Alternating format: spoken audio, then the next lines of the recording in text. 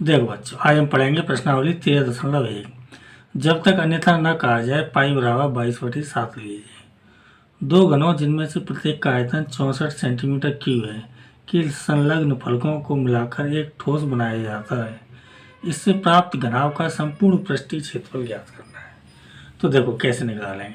दो घन है, इनमें से प्रत्येक का आयतन कितना है? 64 सेंटीमीटर क्यूब। तो इससे हम घन की भुजा निकाल लेंगे।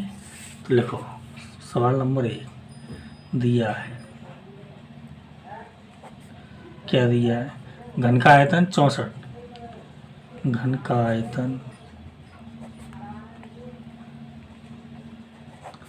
भी बराबर 64 सेंटीमीटर क्यूब। घन के आयतन का सूत्र क्या होता है? ए क्यू बराबर 64। तो ए क्यू बराबर 64 को लिख दो 4 की घात 3। तो घनमूल लेंगे तो ए बराबर क्या आ जाएगा? 4 सेंटीमीटर। ये घन की भुजा आ गई। और ऐसे दो घनों को मिलाकर एक ठोस बनाया जाता है। देखो घन क्या होता है आप जानते हो। घन में क्या है? लंबाई, चौड़ाई, ऊंचाई तीनों क्या है? समान होती है। जैसे मान लो ये घन है, ये आपका एक घन है, ठीक है बच्चों।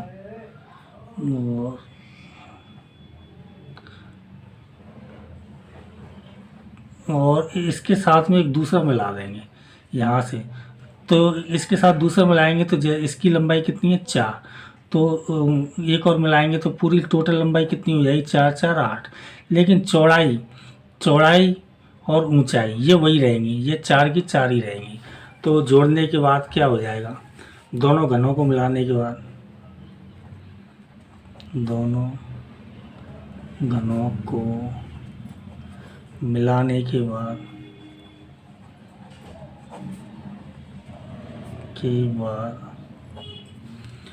देखो लंबाई बढ़ जाएगी। लंबाई इसको ए मानते हैं बराबर 4 + 4 यानी कि 8 सेंटीमीटर। और चौड़ाई, चौड़ाई को बी मानते हैं तो ये 4 की 4 ही रहेगी। और ऊंचाई सी बराबर 4 सेंटीमीटर। अब ये घन से क्या घनाभ हो गया? लंबाई, चौड़ाई, ऊंचाई अलग हो जाए। जब लंबाई, चौड़ाई, ऊंचाई तीनों समान रहती हैं तब तक घन रहता है, और लंबाई अलग हो गई तो ये घनाभ बन गया। तो घनाभ का संपूर्ण पृष्ठीय क्षेत्रफल निकालना है। तो घनाभ का पृष्ठीय क्षेत्रफल क्या होता है? पृष्ठीय क्षेत्रफल बराबर 2 × लंबाई गुणा चौड़ाई। वैसे हमने ए बी सी माना है तो ए बी + बी सी + सी लिख देना, प्लस चौड़ाई गुणा ऊंचाई प्लस ऊंचाई गुणा लंबाई। तो 2, लंबाई कितनी है? 8। तो 8 × 4। चौड़ाई और ऊंचाई दोनों 4 4 की हैं तो 4 × 4 प्लस ऊंचाई कितने की है? 4। और लंबाई कितने की? 8। 4 × 8 तो क्या आ गया?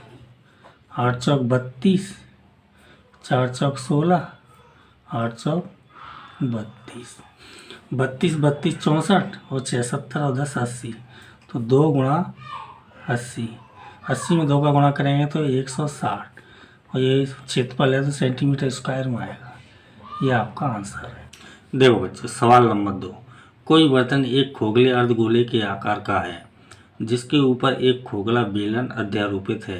अर्धगोले का व्यास 14 सेंटीमीटर है और इस बर्तन पात्र की कुल ऊंचाई 13 सेंटीमीटर है। इस बर्तन का आंतरिक पृष्ठीय क्षेत्रफल ज्ञात कीजिए। तो देखो कैसे करेंगे। कोई बर्तन है अर्धगोले खोखले आकार का। तो अर्धगोला आप जानते हो इस टाइप का होता है, अर्धगोला इस टाइप का होता है, ठीक है बच्चों। और इसके ऊपर क्या है? एक बेलन है। इसके ऊपर मान लो ये बेलन है।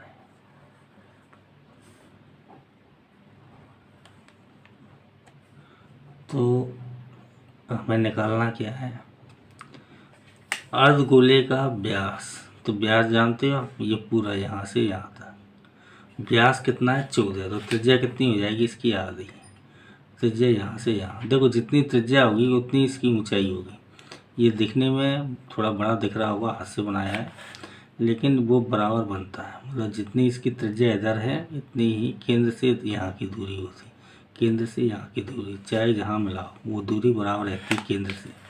तो ये 7 है तो ये भी 7 होगी इसकी ऊंचाई। और इसके ऊपर क्या है, ये बेलन।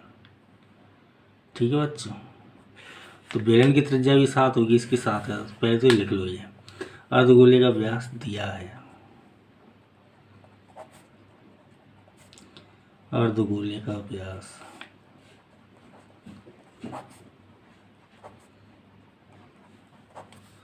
बराबर 14 सेंटीमीटर।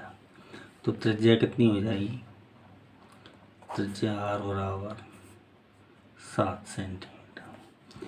और अब देखो बेलन के बारे में, देखो बेलन की त्रिज्या भी 7 होगी, इसके ऊपर है, तो इसके ये जो सर्कल बन रहा है नीचे बेलन का, तो वही है जो अर्धगोले का है, मुंह है। तो बेलन की त्रिज्या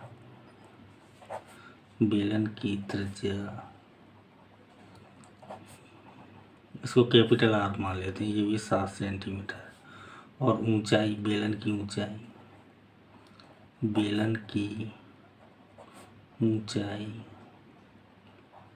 h बराबर, देखो ध्यान से, पात्र की कुल ऊंचाई 13 सेंटीमीटर है। मतलब यहाँ से लेके और एकदम नीचे तक जहाँ तक ये अर्धगोला है, ये पूरी कितनी है, 13 सेंटीमीटर। यहाँ से लेके यहाँ तक देखो आप ध्यान से।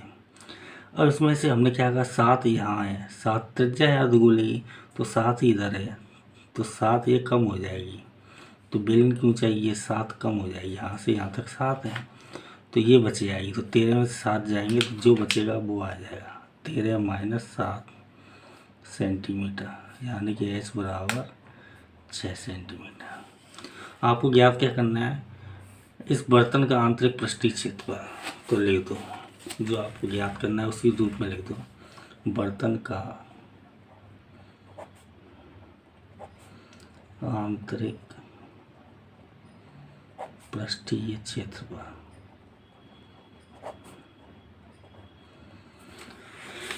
तो बर्तन क्या है, एक तो बेलन है, तो बेलन का वक्र पृष्ठ आ जाएगा, एक अर्धगोला है तो अर्धगोले का वक्र पृष्ठ आ जाएगा, दोनों को मिलके ये आपको जो पृष्ठीय क्षेत्रफल चाहिए वो आ जाएगा।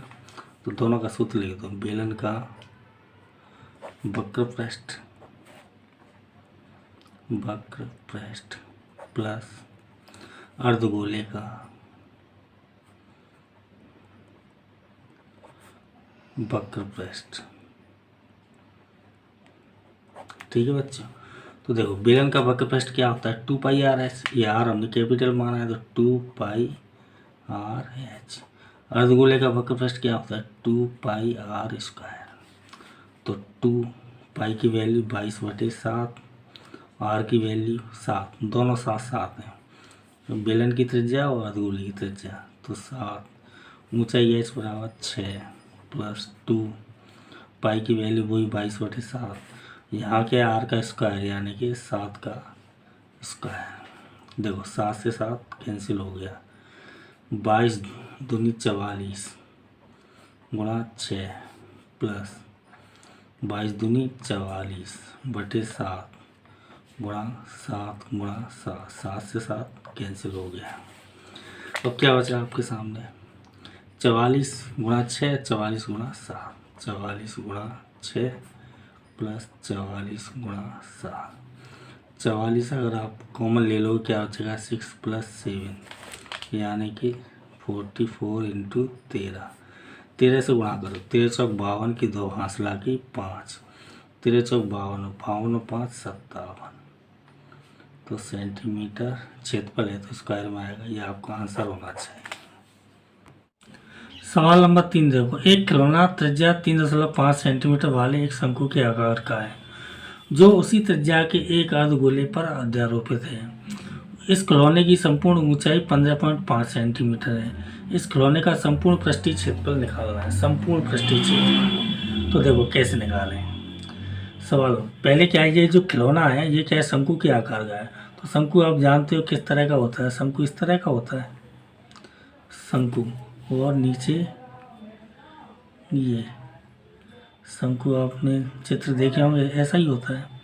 3.5 सेंटीमीटर इसकी त्रिज्या कितनी है, शंकु की त्रिज्या इसमें लिख दो 3.5 सेंटीमीटर दिया है।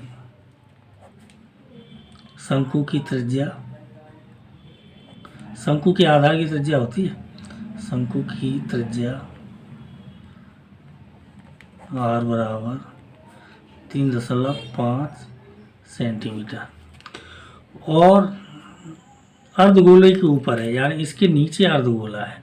तो अर्धगोला आप जानते हो इस तरह का होता है, तो ये मान लो आपका अर्धगोला है। ठीक है बच्चों, तो अर्धगोले की त्रिज्या भी इतनी हो जाएगी, अर्धगोले की त्रिज्या, अर्धगोला की त्रिज्या r बराबर 3.5 सेंटीमीटर। ठीक है बच्चों, अब क्या है, इस खिलौने की संपूर्ण ऊंचाई 15.5 है। ध्यान दो, यहाँ से लेके यहाँ तक इसकी पूरी ऊंचाई कितनी है, जहाँ तक ये पूरी की ऊंचाई 15.5 सेंटीमीटर। ठीक है बच्चों, तो अब शंकु की ऊंचाई कितनी आएगी, देखो शंकु की ऊंचाई h बराबर 15.5, ये पूरा है 15.5। इसमें से ये अर्धगोले की ऊंचाई घटा दो। अर्धगोले की ऊंचाई क्या होती है, ये त्रिज्या ही होती है, ये त्रिज्या और ये त्रिज्या, ये बड़ी दिख रही होगी, ये क्या सही ढंग से बना नहीं है, ये इतना ही बनता है और ये त्रिज्या होती है। तो इसकी त्रिज्या कितनी है 3.5, इसको घटा दो -3.5, तो ये कितना आ गया 0 और 12.0 सेंटीमीटर। समझ में आया, ये तो शंकु की ऊंचाई आ गई। हमें क्या याद करना है आपको कि इस खिलौने का संपूर्ण पृष्ठीय क्षेत्रफल निकालना है। तो खिलौने के पृष्ठीय क्षेत्रफल कैसे निकलेगा, देखो खिलौना का संपूर्ण पृष्ठीय क्षेत्रफल बराबर, ये शंकु है तो शंकु का वो लग जाएगा वक्र पृष्ठ। ठीक है, और ये जो अर्धवृत्त बना हुआ है इसका लग जाएगा, इसका भी वो वक्र पृष्ठ लग जाएगा, इस शंकु का वक्र पृष्ठ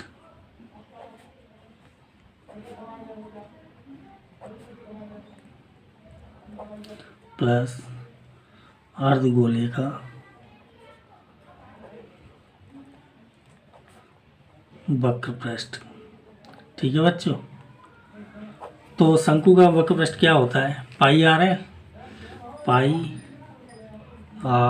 एल, और अर्धगोले का वक्र पृष्ठ क्या होता है 2πr²।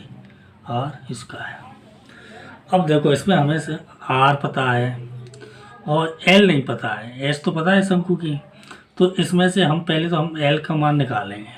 तो ये सूत्र आपने पढ़ा होगा, l बराबर क्या होता है, l बराबर √h² प्लस r²।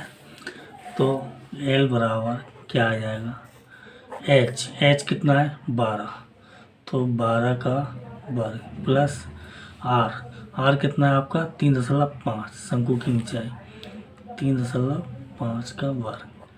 तो l बराबर कितना आ गया 144 प्लस इसका वर्ग करेंगे तो 12.25। एक आध लेकिन विधि से कर लिया करो, पीछे 5 हो तो चौक 12 और 25। तो l बराबर इनको जोड़ेंगे तो कितना आएगा 25, तो दशमलव की बात है तो वो तो आएगी 4 2 6, 4 और 1 5 और 156। इसका वर्गमूल लेंगे, 12 13 से हो जाएगा ये, तो इसका मतलब 12.5 सेंटीमीटर। ये आपका l का मान आ गया। अब l का ये मान आप यहाँ पे रख दो, l का मान r का मान तो दोनों का वही है 3.5।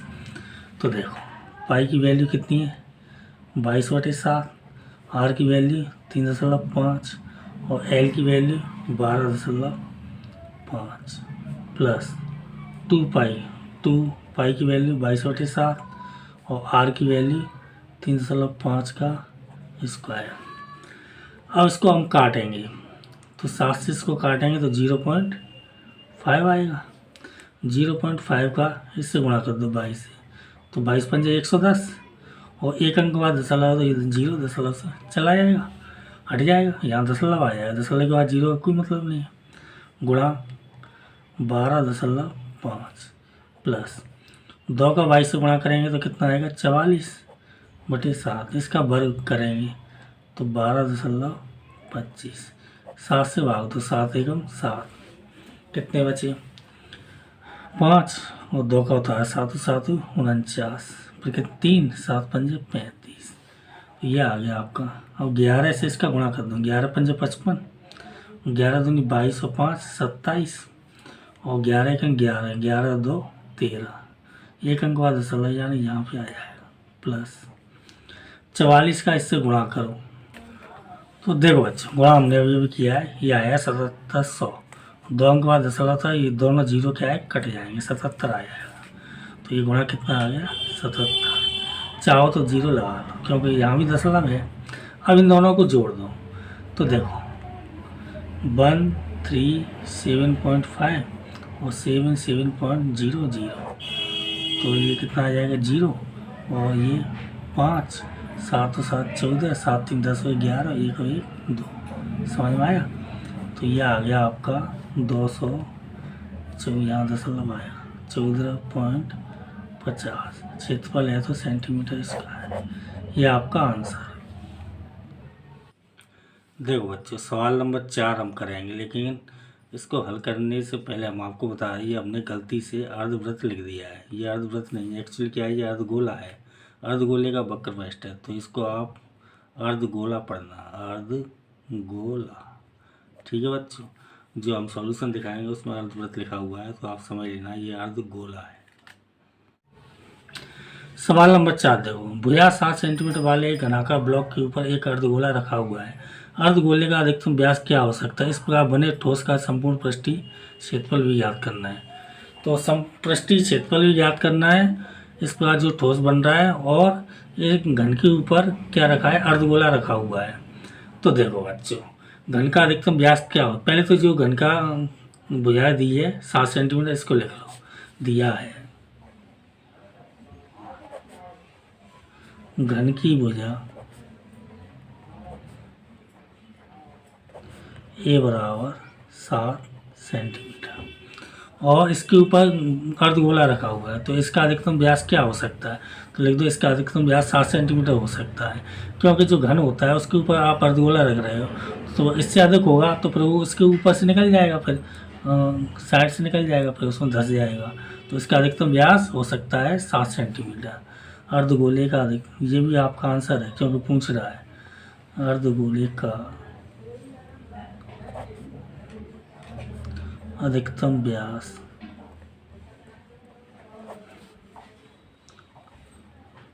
7 सेंटीमीटर हो सकता है। इस प्रकार बने ठोस का पृष्ठीय क्षेत्रफल ज्ञात करना है। तो देखो कैसे निकालेंगे, एक घन है तो घन का पृष्ठीय क्षेत्रफल, और उसके ऊपर क्या रखा है हमने अर्धगोला, तो अर्धगोले का पृष्ठीय क्षेत्रफल। लेकिन इसमें से फिर क्या हो जाएगा, देखो जैसे घन है, ये मान लो घन है,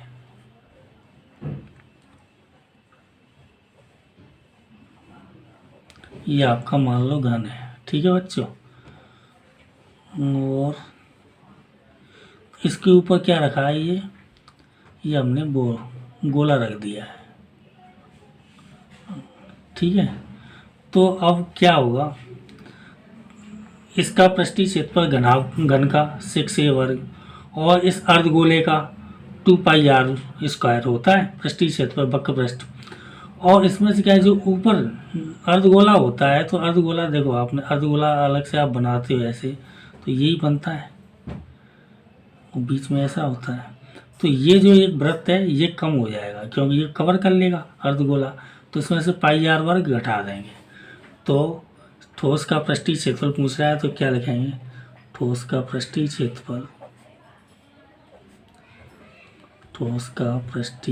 क्षेत्रफल बराबर घन का संपूर्ण पृष्ठ, घन का पृष्ठीय क्षेत्रफल, और प्लस अर्धवृत्त का पृष्ठीय क्षेत्रफल, अर्धवृत्त का वक्र पृष्ठ माइनस अर्धवृत्त के नीचे एक ये सर्कल बन रहा है तो ये घट जाएगा, यानी वृत्त का क्षेत्रफल। बस ये लाइन ध्यान से समझा करो। एक तो घन का पृष्ठीय क्षेत्रफल संपूर्ण पृष्ठीय और अर्धवृत्त का वक्र पृष्ठ लगेगा, ठीक है। और ये जो नीचे ये तो कवर हो गया, तो वृत्त का क्षेत्रफल घट जाएगा। घन का पृष्ठीय क्षेत्रफल क्या होता है 6a²। अर्धवृत्त का पृष्ठीय क्षेत्रफल क्या होता है 2πr²। अब r कितनी है, इसका अधिकतम व्यास 7 सेंटीमीटर है, तो त्रिज्या कितनी होगी, त्रिज्या आपने लिखी नहीं है, नहीं लिखी है तो यहाँ लिख लो। अर्धवृत्त की त्रिज्या r बराबर व्यास 7 है तो त्रिज्या 7/2, समझ में आ रहा है, यहाँ लिख लेना अर्धवृत्त की त्रिज्या। तो 2πr², पहले तो अभी सूत्र लिख रहे हैं, प्लस है तो प्लस आएगा, ये माइनस है तो माइनस πr²। तो ये तो सीधे घट ही जाएगा, 2πr² में से πr² जाएगा तो 1πr² बच जाएगा, तो 6a² प्लस 2πr², ये घट गया, दो में से क्या तो एक बचेगा πr²। अब इसका मान रखो 6, a का मान कितना है 7 सेंटीमीटर, घन की भुजा कितनी है 7 सेंटीमीटर, 7 का स्क्वायर प्लस पाई की वैल्यू 22/7, आर की वैल्यू कितनी है 7/2, 7/2 का स्क्वायर, तो 6 गुणा 7 गुणा 7 प्लस 22/7 गुणा 7/2 गुणा 7/2, 7 से 7, 2 से काटेंगे तो 11, इनका गुणा करो, 6 और 7 का करेंगे 6 7 42 गुणा 7, एक 7 अभी बच गया है, प्लस ये 11 का 7 से करेंगे तो 77 और बटे में कितना आएगा 2। अब देखो 7 का इससे करो, 7 दूनी 14, 7 चौक 28, 28 और 1 29, प्लस 2 का इसमें भाग दो, 2 3 6, तो 1 बची, 2 8 16.5, अब इनको जोड़ दो तो 0.5 तो अलग से आ जाएगा, 8 और 4 12 की 2, 9 और 3 12 और 1 13, एक आंसर है इसमें तो 3 सेंटीमीटर स्क्वायर। ये आपका आंसर होना चाहिए। सवाल नंबर 5 पढ़ो। एक घनाकार ब्लॉक के एक फलक को अंदर की ओर से काटकर एक अर्धगोलाकार गड्ढा इस प्रकार बनाया गया है कि अर्धगोले का व्यास घन के किनारे के बराबर है। शेष बचे ठोस का पृष्ठीय क्षेत्रफल ज्ञात करना है। ठीक है बच्चों, तो ये बिल्कुल चौथे सवाल की तरह ही करेंगे।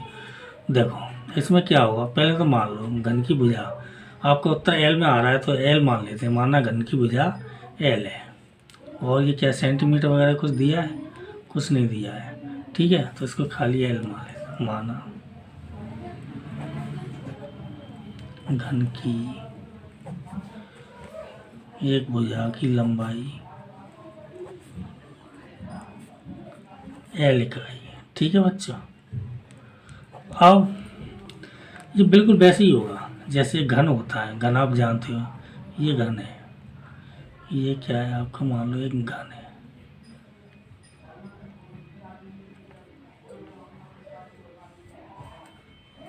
ये घन बन गया, और इसको क्या है अंदर की तरफ से काटा गया है। जो चौथा सवाल था उसके ऊपर रखा था, और इसके क्या है कि अंदर, तो अंदर ये काटेंगे इसको तो अंदर की तरफ गड्ढा बनेगा। तो इस गड्ढा बनने के बाद शेष बचे ठोस का पृष्ठीय क्षेत्रफल ज्ञात करना है। और घन की जो व्यास है अर्धगोले का वो क्या है, इसकी भुजा के बराबर हो जाएगा। और चौथे सवाल में भी ऐसा ही हुआ था। तो इसका व्यास कितना हो जाएगा, अर्धगोले का व्यास, अर्धगोला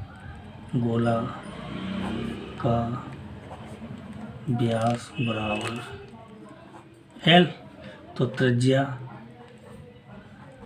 आर बराबर एल बटे 2। ठीक है बच्चों, तो अब इस पर बने शेष बचे ठोस का पृष्ठीय क्षेत्रफल। तो ठोस का पृष्ठीय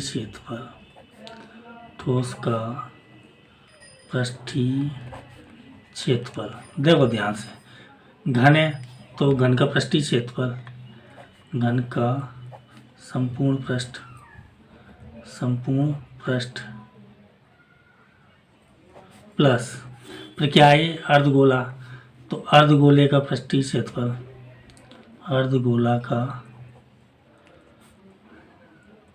वक्र पृष्ठ या वक्री, ठीक है बच्चों। और माइनस, इसमें से माइनस क्या हो जाएगा, और यहाँ पे गड्ढा बनाया गया है तो ये अर्धगोला जो होता है, जैसे आप नीचे की तरफ ये अर्धगोला बनाओ तो ये अर्धगोला तो ऐसा होता है। अब ये क्या है, खाली हो गया, क्यों गड्ढा बना रहे हैं तो एक वृत्त कम हो गया, माइनस वृत्त का क्षेत्रफल, ठीक है बच्चों। तो घन का संपूर्ण पृष्ठ क्या होता है 6a वर्ग, अर्धगोले का वक्र पृष्ठ क्या होता है 2 पाई r वर्ग, वृत्त का क्षेत्रफल क्या होता है पाई r वर्ग।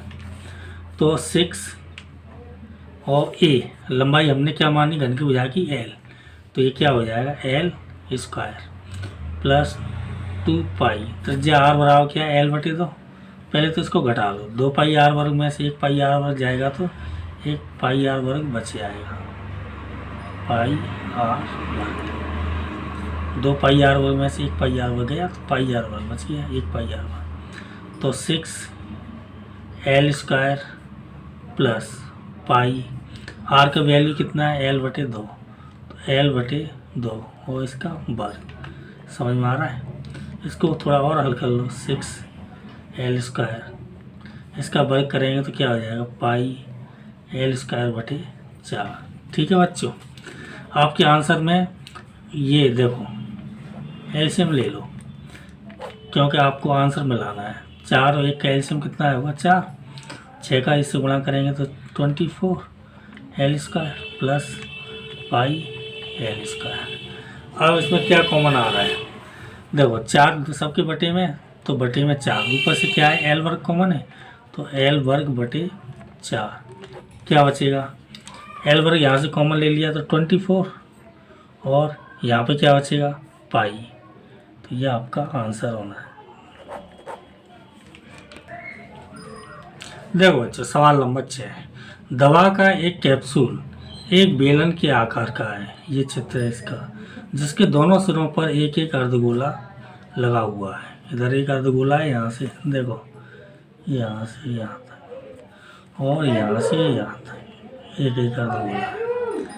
देखिए आकृति 13.10, ये पूरे कैप्सूल की लंबाई 14 mm है और उसका व्यास 5 mm है। इसका पृष्ठीय क्षेत्रफल ज्ञात करना है। देखो बच्चों इसका चित्र हमने ये बनाया है कुछ, तो ये क्या है 14 mm इसकी कुल लंबाई है। इस लंबाई में ये शामिल है 2 अर्धवृत्त शामिल है।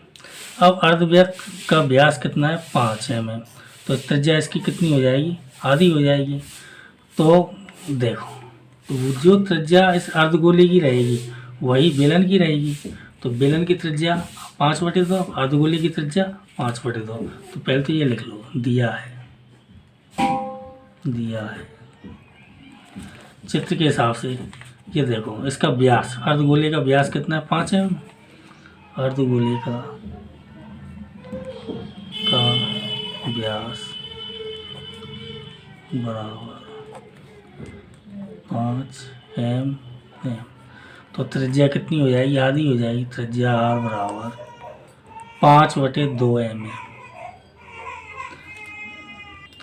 और इसकी त्रिज्या है अर्धगोले की त्रिज्या वही बेलन की त्रिज्या होगी, कि यहाँ पे देखो जो वृत्त बनता है वही बेलन का बनेगा, बेलन के ऊपर है या अर्धवृत्त, बेलन और अर्धवृत्त दोनों लगे हुए हैं, तो अर्धगोले की तो हो गया। अब बेलन का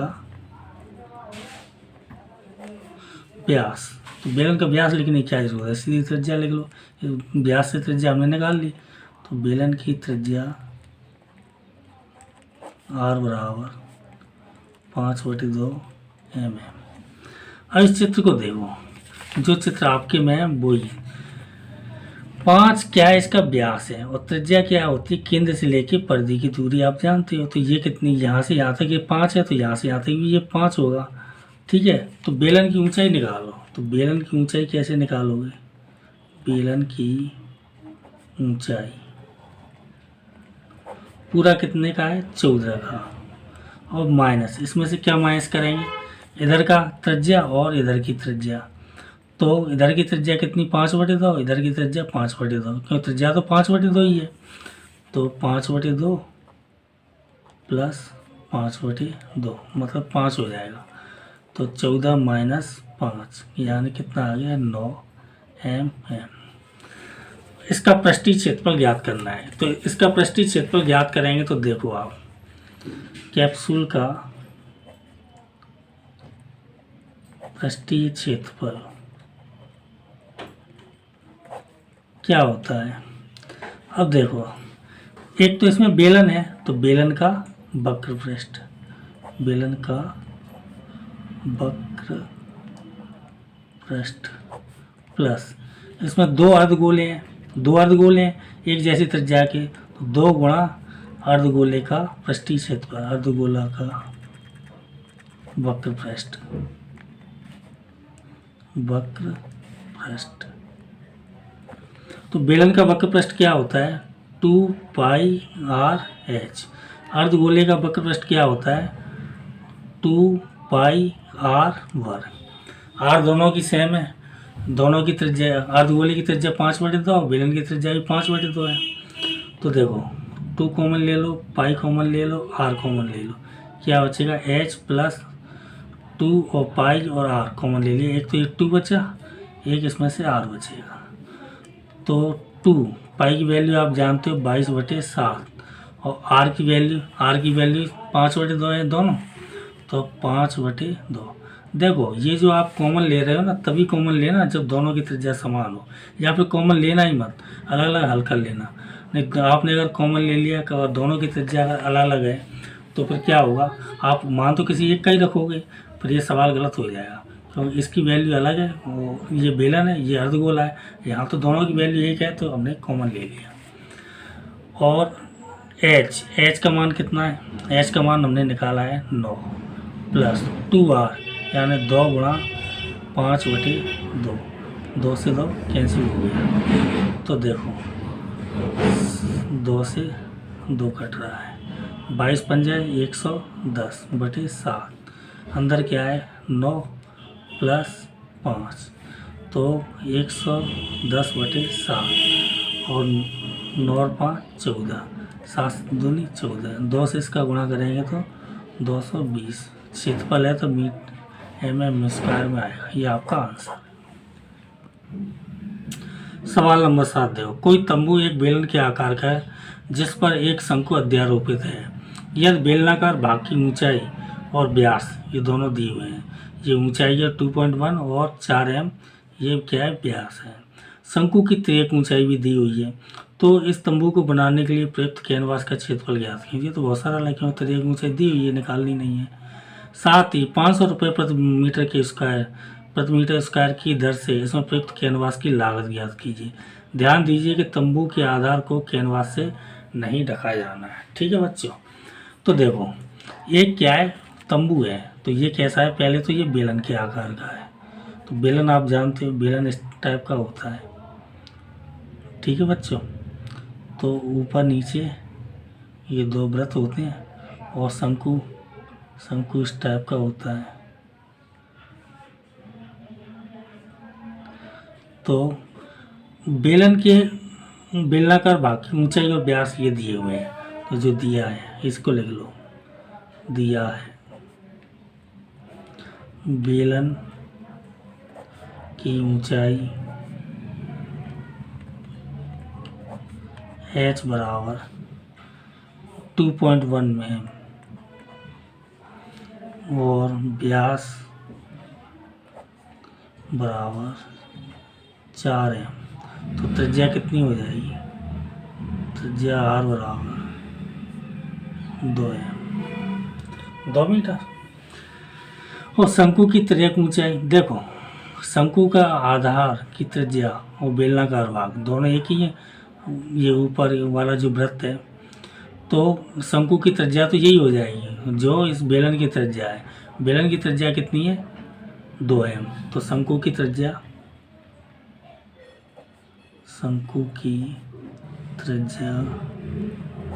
r बराबर वही 2 मीटर और तिर्यक ऊंचाई l बराबर 2.8 सीधा दिया है। तिर्यक ऊंचाई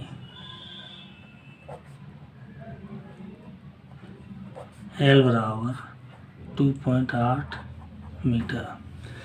तो इसका क्षेत्रफल आपको निकालना है 500 रुपये प्रति मीटर, ये तो बाद में, पहले तो क्षेत्रफल निकालो।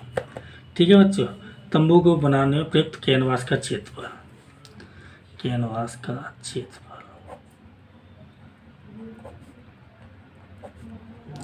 तो इसमें क्या है, एक तो बेलन है एक शंकु है, तो बेलन का वक्र पृष्ठ और शंकु का वक्र पृष्ठ दोनों आ जाएंगे बराबर बेलन का वक्र पृष्ठ, बेलन का वक्र पृष्ठ और शंकु का वक्र पृष्ठ, वक्र पृष्ठ। तो बेलन का वक्र पृष्ठ क्या होता है 2πr/h, शंकु का वक्र पृष्ठ क्या होता है πr/l। देखो पाई कॉमन है, आप चाहो तो कॉमन ले लो, पर पाई को ही कॉमन लो, आर को मत लिया करो। आर हालांकि ले सकते हैं, यहाँ भी ले सकते हैं, इससे पहले वाले सवाल में ले सकते हैं, हमने ली भी है, पर कभी कभी गड़बड़ हो जाती है और बेलन की त्रिज्या अलग है शंकु की त्रिज्या अलग है, तो उस टाइम पे फिर आप गलत कर दोगे, तो लो ही मत। क्या बचा 2 और आर और एच प्लस यहाँ पे आर और एल। तो देखो पाई की वैल्यू आप जानते हो 22/7, 2 और आर की वैल्यू कितनी है 2, चाहे बेलन हो चाहे शंकु हो, दोनों की 2 है, तो 2। एच किसकी, बेलन की ऊंचाई 2.1 प्लस आर यानी कि 2 और एल लिखा है, एल कितना है 2.8, तो ये कितना आ जाएगा 2.8, समझ में आया। इसको लगा दो कोष्टक, तो ये क्या हो गया 22/7 और 2 का गुणा करेंगे 2 दूनी 4, 4 का गुणा 21 से करेंगे तो 84 आता है, तो यानी 8.4 प्लस 2 का गुणा करेंगे 2.8 से 28 दूनी 56, तो ये क्या हो गया 22/7 गुणा 6 और 4 10 और 8 और 5 13 और 1 14, यानी 14 हो गया। 10 के बाद 0 तो इसको हटा दो, 7 दूनी 14, 22 का 2 से गुणा करेंगे कितना आ गया 44 मीटर है, तो मीटर स्क्वायर में ये क्षेत्रफल आ गया कैनवास का। आपको क्या निकालना है, एक तो यही आंसर है क्योंकि कैनवास का क्षेत्रफल ज्ञात करना है, तो एक आंसर तो आपका यही है 44 मीटर स्क्वायर।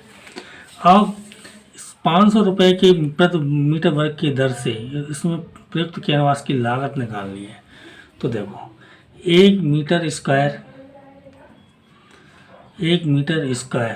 की कीमत कितनी है, कैनवास की कीमत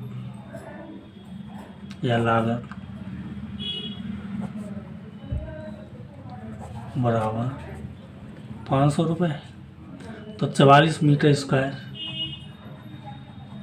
कैनवास की लागत कितनी आएगी, कैनवास की लागत बराबर 44 गुणा 500, 520, 20 और 2 22, 2 0, इतने रुपये।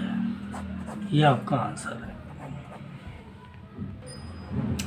देखो बच्चों सवाल नंबर 8, ऊंचाई 2.4 सेंटीमीटर और व्यास 1.4 सेंटीमीटर वाले एक ठोस बेलन में से इसी ऊंचाई और इसी व्यास वाला एक शंकुआकार खोल काट लिया जाता है।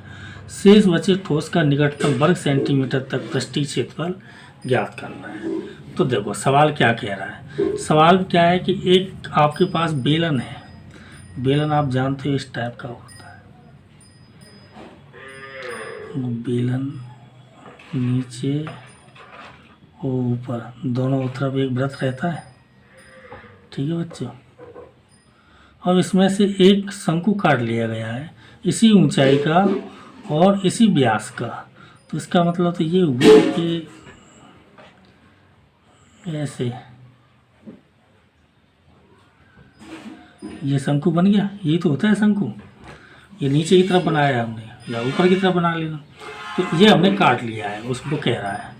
तो ये जैसे मान लो ये काट लिया, इसको हम छायांकित कर दो या जो बचा है उसको छायांकित कर देते आप तो बहुत ज़्यादा अच्छा रहता। तो ये काट लिया है, तो आपको जो बाह्य एरिया दिख रहा है इसका वो निकालना है, क्या निकालना है, पृष्ठीय क्षेत्रफल ज्ञात करना है। तो देखो बेलन का व्यास कितना दिया 2.4, वो सॉरी 1.4, ऊंचाई 2.4, जो दिया है वो लिख लो। सवाल नंबर 8, दिया है। बेलन की ऊंचाई h बराबर 2.4 सेंटीमीटर और बेलन का व्यास है 1.4 सेंटीमीटर। व्यास है तो त्रिज्या कितनी होगी? त्रिज्या r बराबर 0.7 सेंटीमीटर। ठीक है बच्चों। और इसी ऊंचाई का इसी व्यास का शंकु है, तो शंकु की ऊंचाई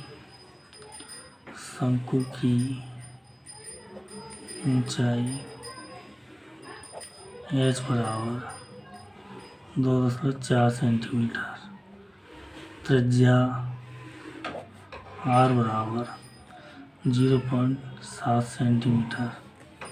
ठीक है बच्चों। अब त्रिज्या, अब इसका पृष्ठीय क्षेत्रफल निकालना है, तो कैसे निकालेंगे? इसमें देखो आप ध्यान से, एक तो क्या है, ये बेलन है, तो बेलन का वक्र पृष्ठ क्या होता है? 2πr/h। एक इसमें ये शंकु बन गया, तो ये पृष्ठीय क्षेत्रफल निकालेंगे तो, और शंकु का वक्र पृष्ठ भी लगाना पड़ेगा πrl। और एक इसमें नीचे की तरफ ये वृत्त है, तो वृत्त का क्षेत्रफल, तो इसका पृष्ठीय क्षेत्रफल शेष ठोस का पृष्ठीय क्षेत्रफल बराबर बेलन का वक्र पृष्ठ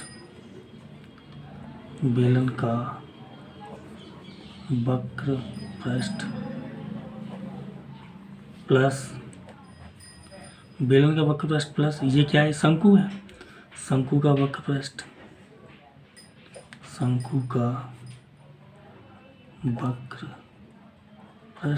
प्लस ये वृत्त का क्षेत्रफल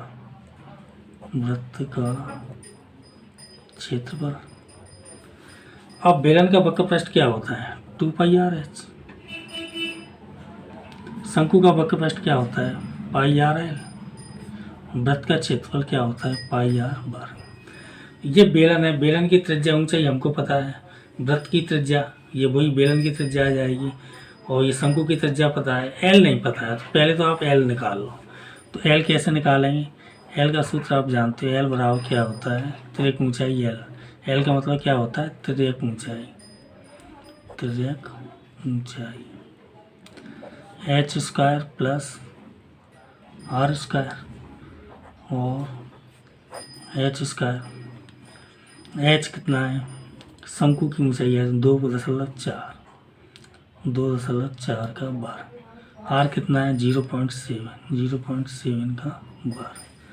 तो l बराबर, और इसका वर्ग करेंगे 5.76 और इसका वर्ग करेंगे 0.49, तो क्या हो गया? l बराबर 9 6 25 की 5 7 4 11 1 12 5 1 6। इसका वर्गमूल लेंगे तो आ जाएगा 2.5। ठीक है बच्चों, ये आपका एल का मान आ गया। तो इसमें मान रख दो, देखो मान रखेंगे इसमें 2π, तो 2π की वैल्यू 22/7 और r ये क्या है? बेलन का वक्र पृष्ठ है। तुम चाहो तो एक छोटी एक बड़ी लिख लिया करो, हालांकि इसमें कोई दिक्कत नहीं है, त्रिज्या दोनों की सेम है, ऊंचाई दोनों की सेम है। त्रिज्या दोनों की कितनी है? 0.7 और ऊंचाई दोनों की 2.4 है। तो r की जगह पे क्या लिखेंगे? 0.7 और ऊंचाई कितनी है? ऊंचाई है 2.4।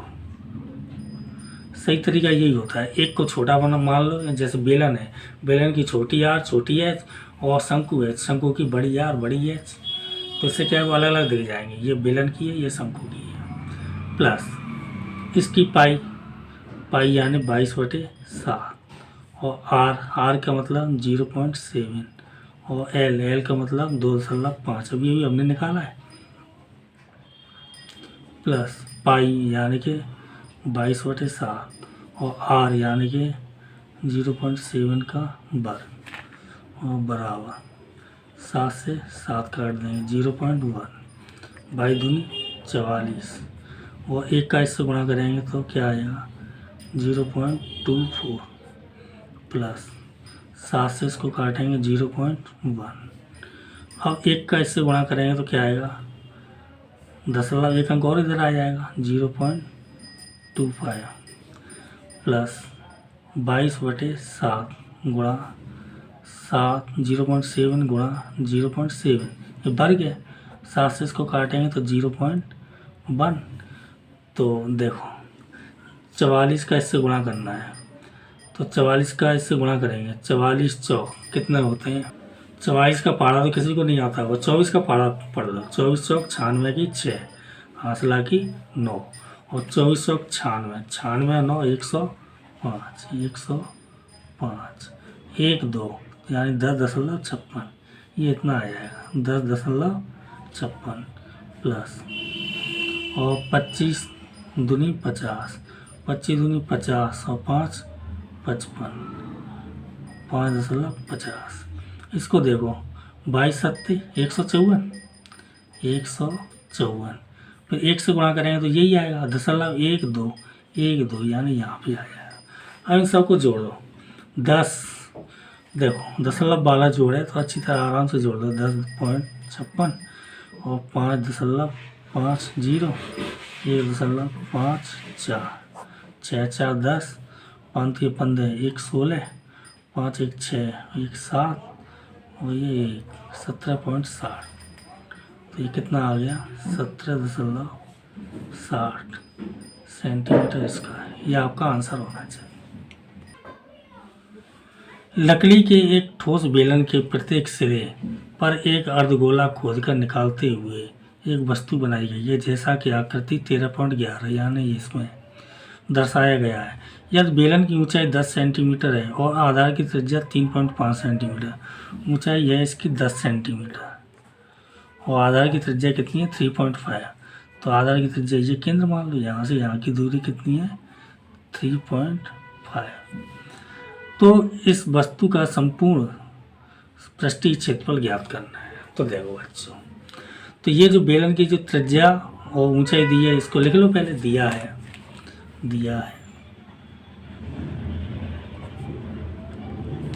बेलन की ऊंचाई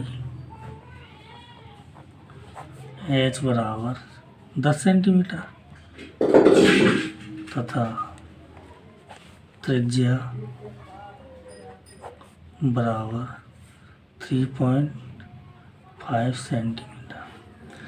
इस वस्तु का संपूर्ण पृष्ठीय क्षेत्रफल निकालना है। तो इस चित्र को देखो ध्यान से ये बेलन है तो इसका पृष्ठीय क्षेत्रफल निकालेंगे तो एक तो बेलन का वक्रपृष्ठ लगेगा इसके साथ ही इसमें 2 अर्धगोले हैं ठीक है। तो अर्धगोले हैं तो ये क्या है अर्धगोले का पृष्ठीय क्षेत्रफल त्रिज्या यही आ जाएगी इसको लिख लो अर्धगोले की त्रिज्या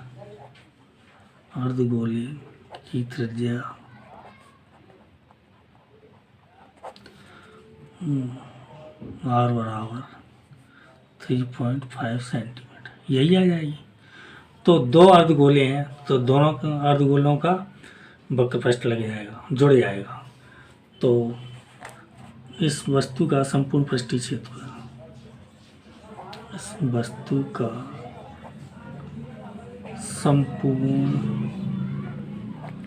पृष्ठीय क्षेत्रफल बराबर बेलन का वक्रपृष्ठ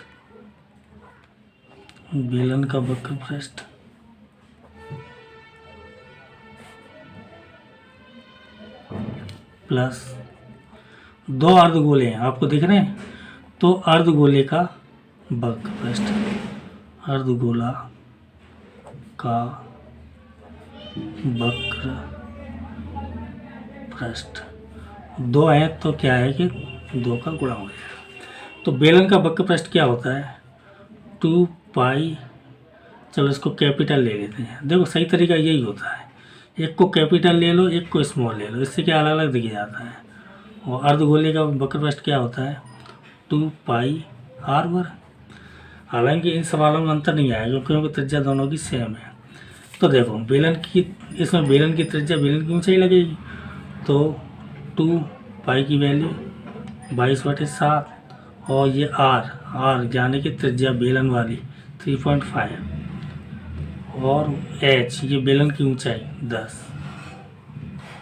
प्लस दो दो का गुणा करेंगे तो 4, पाई की वैल्यू 22/7 और आर की वैल्यू अर्धगोले की त्रिज्या 3.5, तो 3.5 का स्क्वायर। तो देखो 7 से ये कट जाएगी, 7 से इसको काटेंगे तो 0.5 आएगा।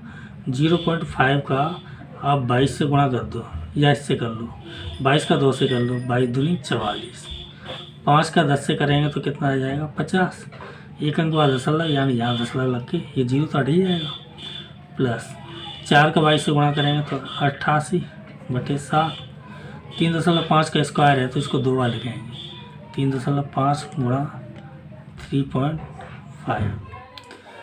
तो अब जो बचा है उसको देख लो, 44 का 5 से गुणा करेंगे तो 520, 520 और 2 22, ये 0 तो हट गया दशमलव के बाद। 7 से इसको काटो तो 0.5, तो 0.5 का इससे गुणा करो 88 से, 8×5 40, 8×5 40 और 4 44, एक अंक बाद दशमलव तो ये 0 तो हट जाएगा, गुणा 3.5 तो 220 प्लस 35 चौक कितना होता है 70, 140 का 0 और 35 चौक 170, 80 87, 87। अब इनको जोड़ दो, एक अंक बाद दशमलव लगा दिए, 7 का 7, 8 और 2 10, 2 1 3 और 1 4 सेंटीमीटर स्क्वायर। ये आपका आंसर होना चाहिए। थोड़ी सी मिस्टेक होगी बेटा, 35 का इससे गुणा करेंगे तो ये नहीं आएगा, 35 चौक 140 का 0 आंसर लागी 14, 35 चौक 140 और 14 कितने हो जाएंगे 154, तो ये आएगा 154.0, ये है। समझ में आ रहा है? अब इनको जोड़ेंगे तो कितना हो जाएगा, 0 तो हट गया, दशमलव के बाद 0 है, तो 4 का 4, 14 को काट दो, 4 का 4, 2 और 5 7, 2 और 1 3 सेंटीमीटर स्क्वायर। ये है आपका आंसर।